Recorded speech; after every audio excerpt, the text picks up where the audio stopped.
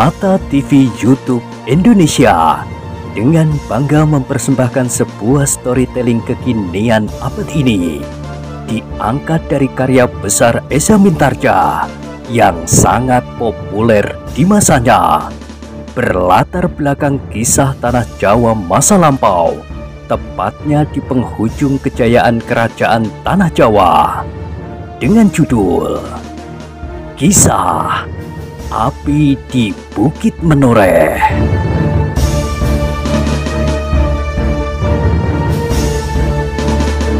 Pada kesempatan yang sangat baik ini, kita masuk pada episode yang ke-372. Selamat menikmati.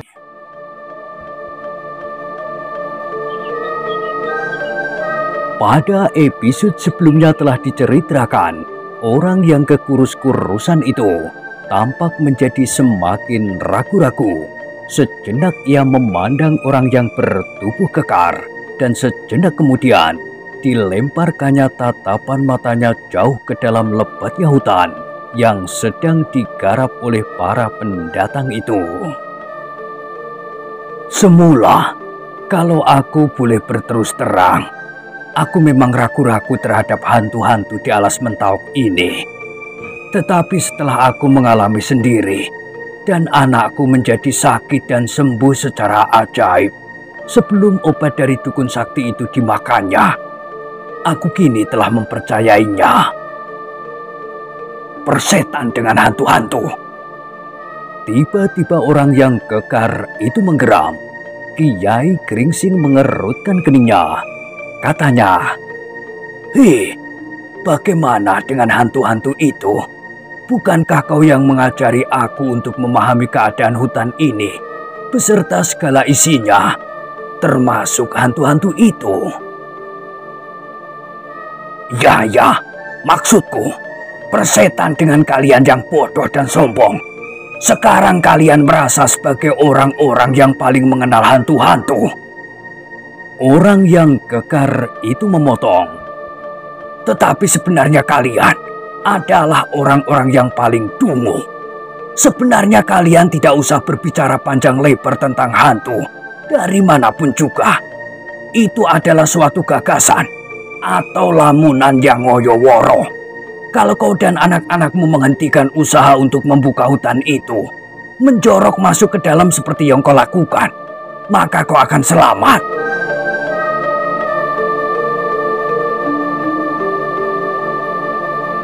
Dengarlah, berkata Kiai Gringsing.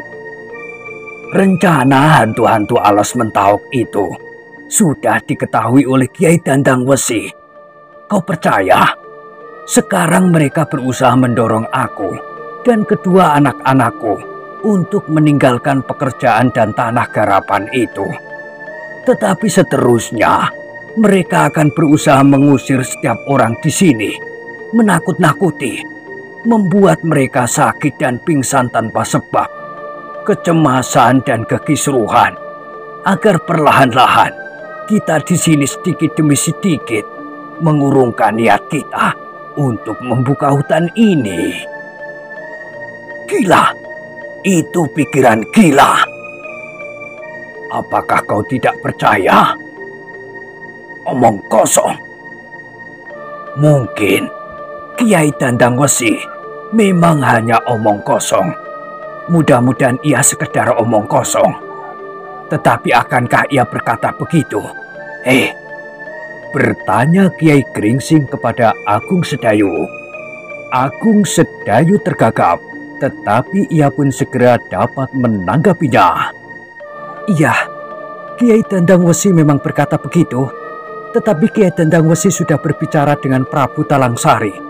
Aku tidak tahu apakah hasil pembicaraan itu. Tetapi seandainya Kiai Dandang Wesi itu benar-benar hantu waskita yang datang dari Gunung Merapi, ia pasti mengenal hantu-hantu alas Mentauk yang sebenarnya. Tiba-tiba orang yang kekurus-kurusan itu menyahut. Ia kenal akan hal itu. Tentu ia kenal. Bohong. Dari mana kau tahu? Adakah kau menganggap Kiai Dandang Wesi itu berbohong?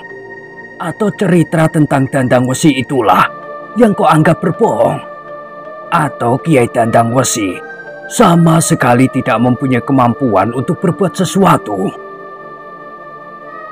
Orang yang kekurus-kurusan itu pun menjadi ragu-ragu pula. Sejenak ia berdiam diri, namun yang menyahut kemudian adalah orang yang kekar. Kita harus meyakinkan dahulu cerita itu. Memang kita harus meyakinkannya, tetapi bahwa Kiai Dandang Wesi mempunyai kemampuan untuk mengenal dunianya. Maksudku dunia hantu. Aku kira tidak dapat disangsikan lagi. Menurut anakku, ketika Jerangkong yang telah bertemu dengan Kiai Dandang Wesi itu pergi, maka hantu yang tidak berbentuk, pemomong Raden Sutawijoyo yang merayang itu berkata, "Aku menangkap getaran yang aneh pada Jerangkong itu. Aku menangkap getar jalur-jalur darah dalam tubuhnya, serta terasa arus nafas. Itu tidak mungkin ada di dalam diri hantu-hantu yang manapun juga. Meskipun dari tingkat yang paling rendah sekalipun, sampai Prabu Talangsari sendiri. Meskipun ada hantu yang memilih bentuk seperti manusia sekalipun, namun pasti tidak akan ada getar jalur-jalur darah dan arus nafas di dalam tubuhnya yang bukan wadak manusia." Orang yang kekurus-kurusan itu menjadi tegang sejenak, namun sambil menghentakkan kakinya ia berkata, "Persetan, persetan dengan semuanya itu." Sebelum seorang pun sempat menjawab, maka dengan tergesa-gesa ia pergi meninggalkan Kiai Gringsing sambil menggeram. "Aku akan pergi ke pekerjaanku. Semua orang sudah berangkat." "Kami bertiga tidak akan berangkat hari ini," berkata Kiai Gringsing. "Kenapa?" Yang bertanya adalah orang yang tinggi kekar itu. "Anakku belum sehat benar." "Jadi setelah anakmu sembuh, kau akan tetap meneruskan usaha itu?" "Iya," jawab Kiai Gringsing. "Kau sampai hati mengorbankan anakmu. Kenapa?" "Anakmu akan sakit, dan kalau peringatan itu kau abaikan, anakmu, salah seorang dari keduanya akan mati, atau bahkan kedua-duanya."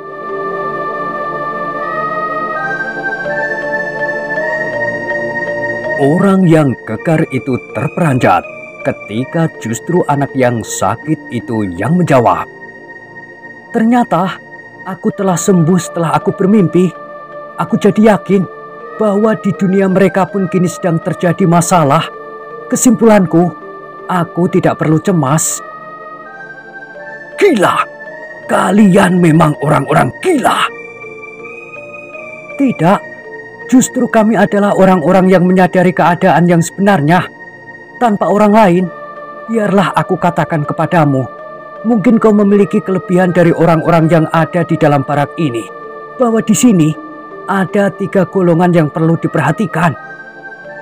"Apa?"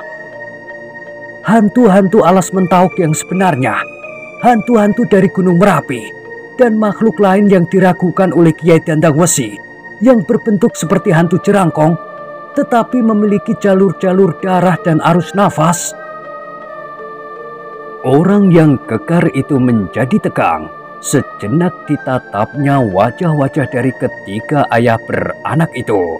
Kemudian sambil menggeram ia melangkah pergi. "Kalian telah mengigau." "Tunggu," panggil Swandaru. Ketika orang itu berhenti dan berpaling, Swandaru berkata sambil tersenyum, "Terima kasih atas air yang paman berikan itu. Tubuhku menjadi segar dan rasa-rasanya sakitku menjadi sembuh sama sekali." "Persetan!" Orang itu pun kemudian melangkah semakin cepat.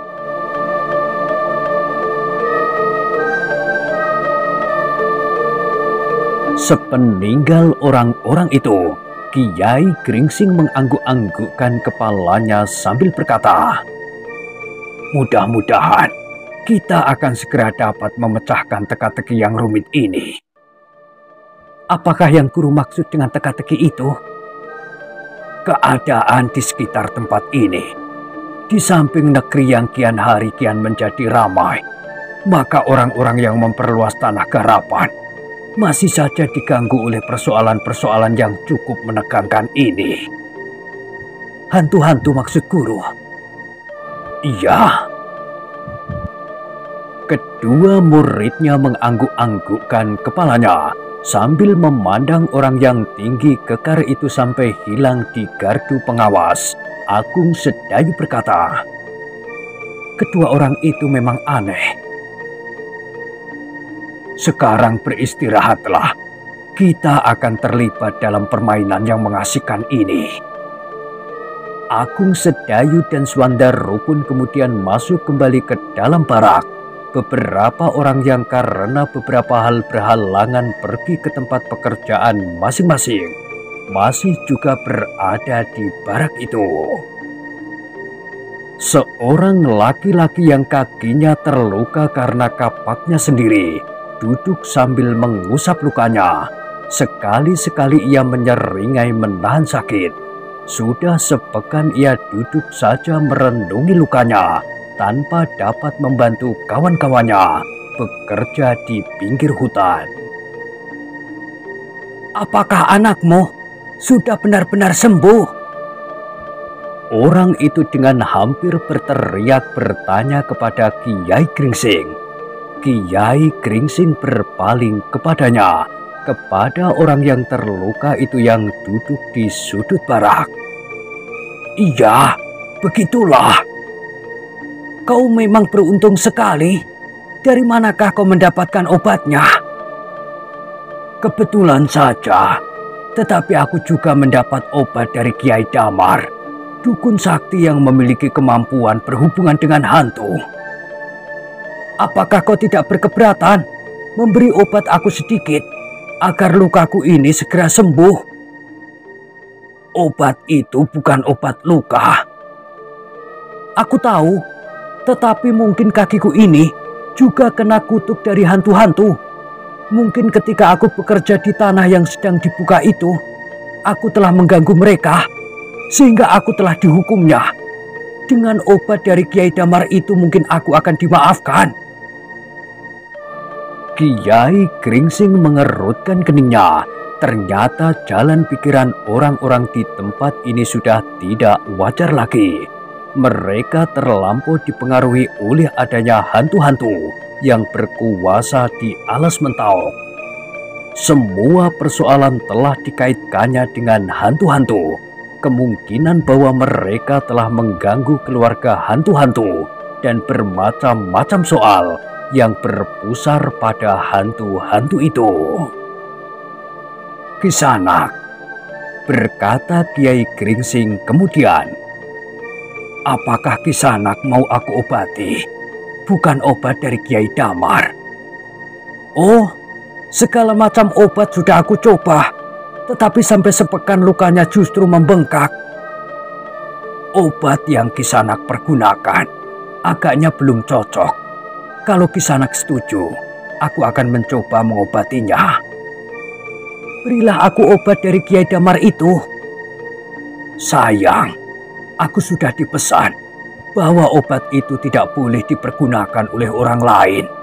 Obat itu adalah obat yang khusus, yang bagi orang lain justru dapat berakibat sebaliknya." Orang itu mengerutkan keningnya. Katanya, "Jadi maksudmu, aku tidak dapat mengobati lukaku dengan obat itu?"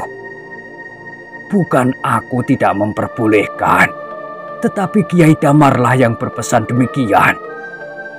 Orang itu mengangguk-anggukkan kepalanya. "Karena itu, kalau Kisanak bersedia, aku mempunyai sejenis obat untuk luka-luka." "Apa? Bubukan babakan melandingan atau sawang onggo-onggo?" Kiai Gringsing menggelengkan kepalanya. "Apa? Semua obat sudah aku coba. Endapan kicikan, minyak kelapa dengan empon-empon.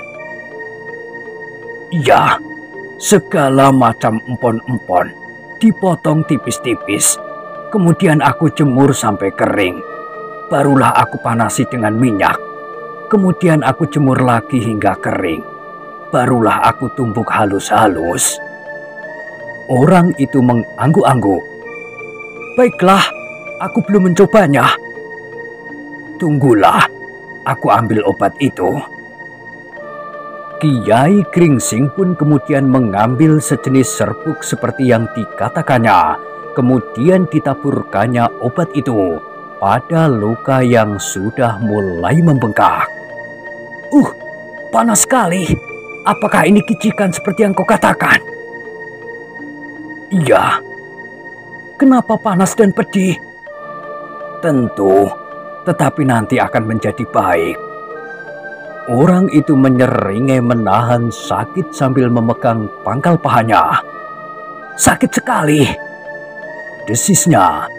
Kiai Gringsing tidak menghiraukannya. Kemudian dibiarkannya luka itu tetap terbuka. Katanya, biarlah luka itu terbuka sejenak.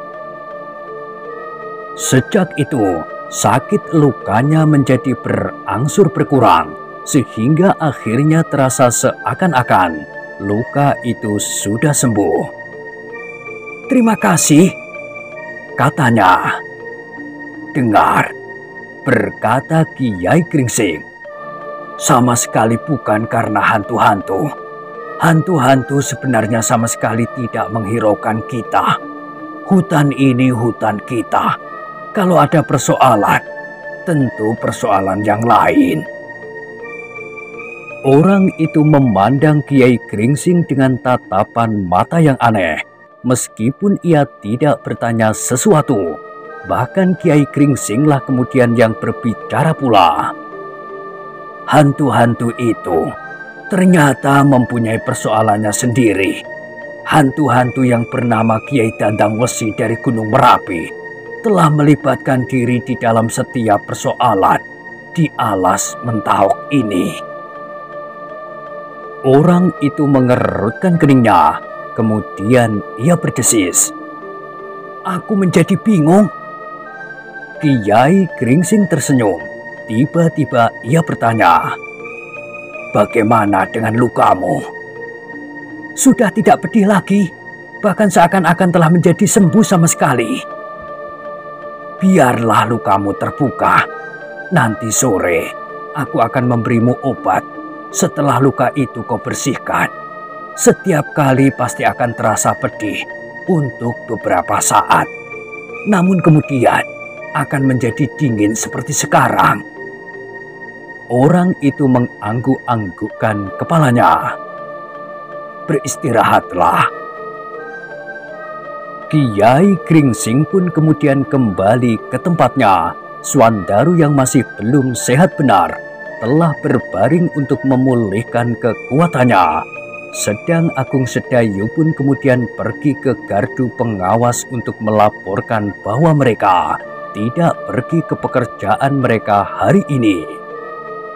Kenapa? Bertanya salah seorang pengawas. Adikku masih belum sembuh benar. Pengawas itu mengerutkan keningnya, tetapi yang bertanya kemudian adalah Wonokerti. Apakah kalian memutuskan untuk menghentikan usaha kalian? Tidak, jawab Agung Sedayu. Kami akan bekerja terus. Kalau kesehatan adikku telah pulih kembali, maka kami akan meneruskan pekerjaan kami. Wonokerti mengangguk-anggukkan kepalanya. Kemudian katanya, baiklah, sekarang bawalah rangsum kalian bertiga. Agung Sedayu pun kemudian kembali ke barak sambil membawa rangsum untuk mereka bertiga.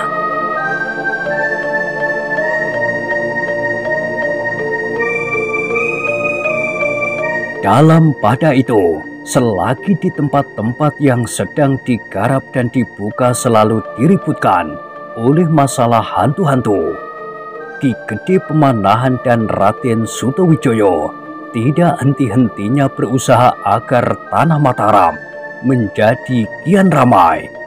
Di tempat-tempat yang sudah mulai padat, dibuatnya pusat-pusat kegiatan yang menyangkut kehidupan orang banyak. Didirikannya pasar dan banjar-banjar, hubungan yang semakin banyak dengan daerah-daerah di sekitarnya. Namun demikian, keprihatinan mereka atas gangguan dari persoalan-persoalan yang masih merupakan rahasia bagi Mataram masih belum teratasi. Bagaimanapun juga, Raden Sutowijoyo berusaha, tetapi sama sekali belum pernah ditemuinya apa yang disebut oleh beberapa orang dan bahkan beberapa petugasnya sebagai hantu-hantu yang menakutkan. Apalagi di hari-hari terakhir telah berkembang cerita tentang hantu yang hampir tidak berbentuk. Ketika beberapa orang peronda menjumpai seonggok benda yang kehitam-hitaman pada saat mereka kembali dari rumah Kiai Damar. Para pekerja yang membuka hutan di daerah utara bercerita pula tentang hantu serupa itu, berkata seorang pengawal. Apa katanya? Kini telah berkembang cerita tentang hantu yang datang dari Gunung Merapi. Salah satu dari mereka menyebut dirinya bernama Kiai Dandang Wesi. Pengawal yang lain pun mendengarkannya dengan penuh minat. Cerita tentang hantu memang selamanya menarik bagi mereka, apalagi mereka yang akan bertugas di daerah-daerah yang sedang dibuka.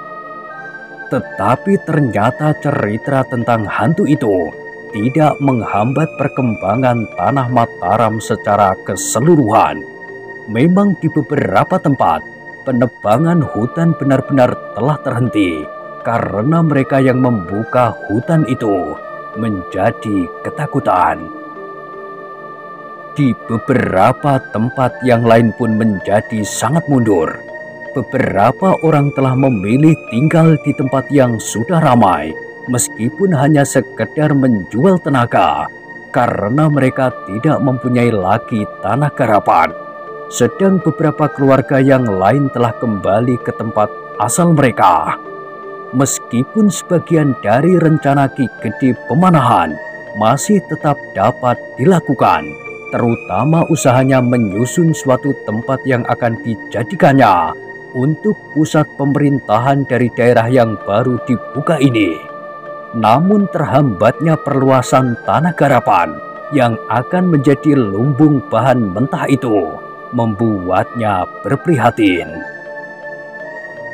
Kita harus dapat memecahkan rahasia ini, berkata Raden Sutowijoyo. Selama rahasia ini masih merupakan teka-teki, maka tanah Mataram masih belum dapat disebut tentram. Memang masih banyak tantangan yang harus kita hadapi, sahut Ki Gede Pemanahan. Hubunganmu dengan ayahanda Baginda Sultan Dipajang masih juga belum dapat disebut pulih kembali. Kini kita di sini sudah menjumpai bermacam-macam persoalan. Ya ayah, tetapi kita akan berjalan terus. Tentu Sutowijoyo, padi sudah pantas disebut sebuah kadipaten. Tetapi apa yang pantas kita katakan tentang tanah Mataram, tanah perdikan, kadipaten atau sebuah kademangan kecil? Kita sedang berusaha ayah, dan ayahanda Sultan Pajang memang tidak mau memberikan sebutan atau kedudukan yang pasti bagi Mataram, seperti di daerah-daerah pesisir utara.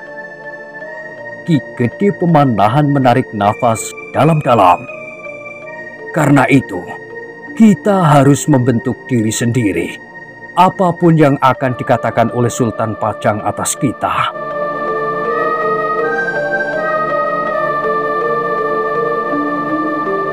Raden Sutowijoyo mengangguk-anggukkan kepalanya, namun tanpa sesadarnya, ia berkata, apakah ayah tidak berkeberatan terhadap usaha Untara untuk menyusun suatu kekuatan di Jati Anom?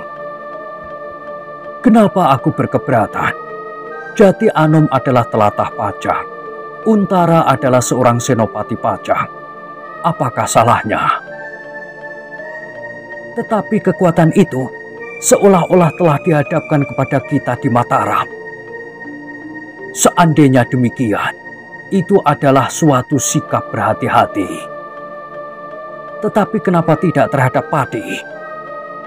Ki Gede Pemanahan mengerutkan keningnya, diangguk-anggukkannya kepalanya.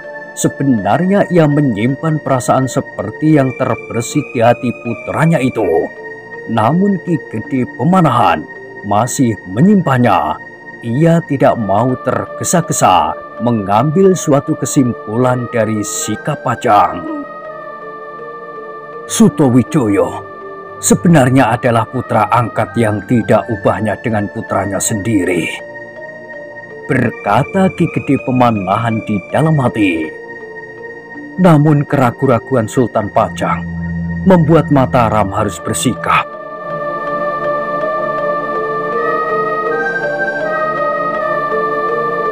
Sutowijoyo, berkata Ki Gede Pemanahan kemudian, cobalah kau sisihkan perasaan itu sejenak.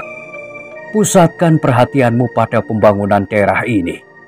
Kalau kita terlampau berprasangka, maka hambatan dari perkembangan tanah Mataram ini akan timbul dari diri kita sendiri.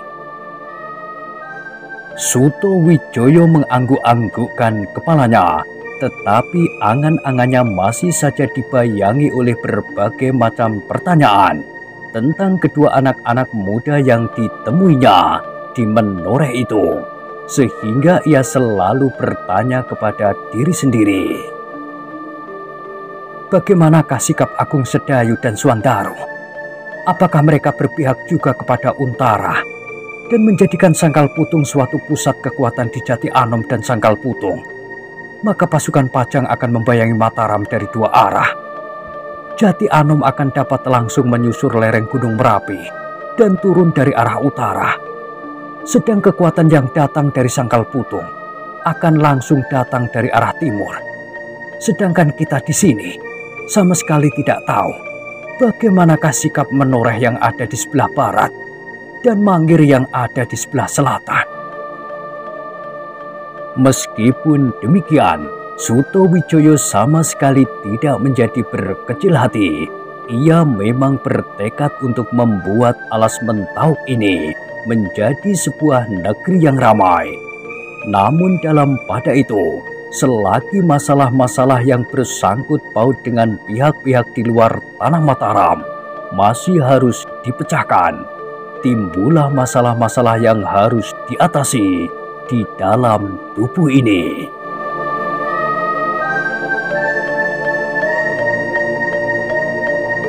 Kekisruhan yang ditimbulkan oleh berita tentang adanya hantu-hantu yang mengganggu pembukaan hutan hampir di segala arah.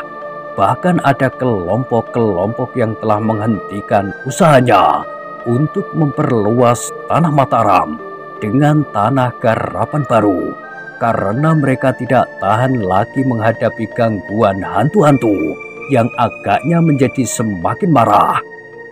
Tetapi di saat-saat terakhir, timbullah berita tentang hantu dari Gunung Merapi itu. Seorang pemimpin pengawal tanah yang baru dibuka itu menemui Raden Sutowijoyo dan berkata, hantu dari Gunung Merapi itu menyebut dirinya bernama Dandang Wesi. Ia mengaku sebagai pamomong Raden Sutowijoyo di masa kecil, yang kemudian bertapa dan merayang dengan raganya.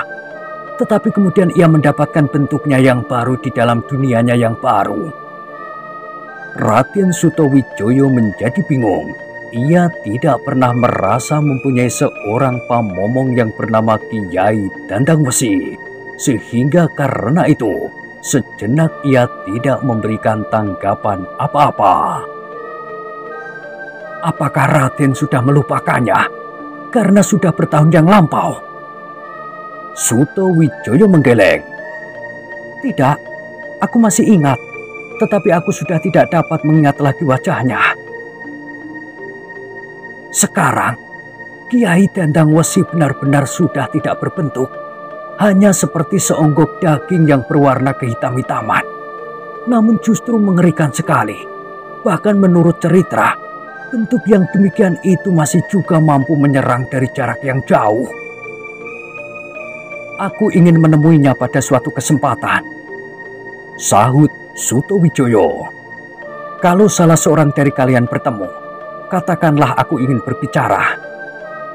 Baiklah, agaknya hantu yang bernama Kiai Dendang Wesi itu mempunyai sifat yang agak berbeda dengan hantu-hantu dari alas Mentawuk ini sendiri.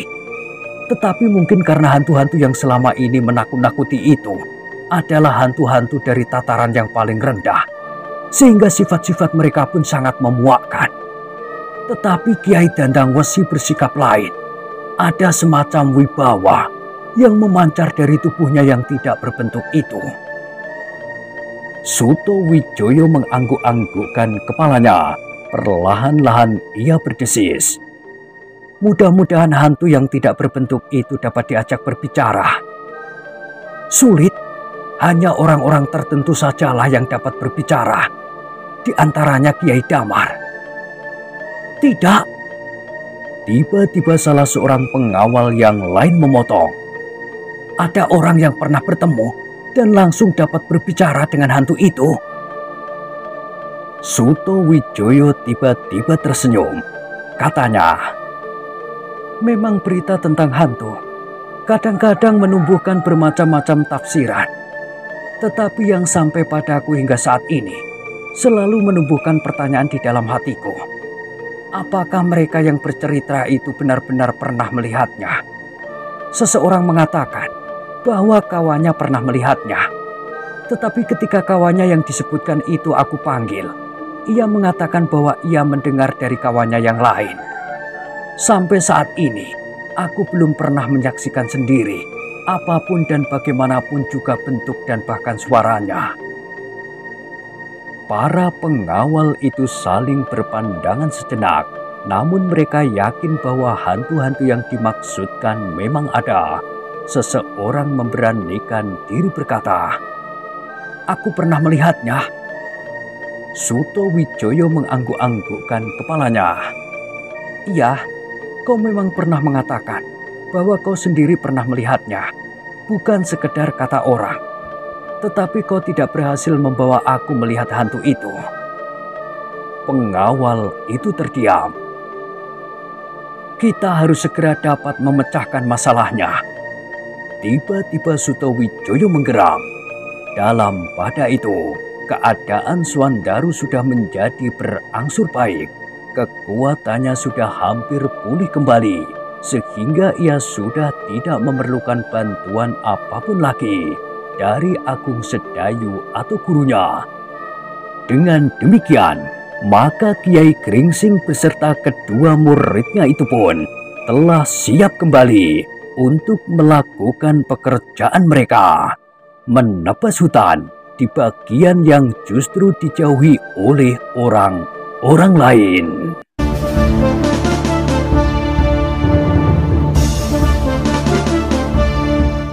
Nah, bagaimanakah kisah selanjutnya? Silahkan ikuti terus kisah Api di Bukit Menoreh pada episode berikutnya.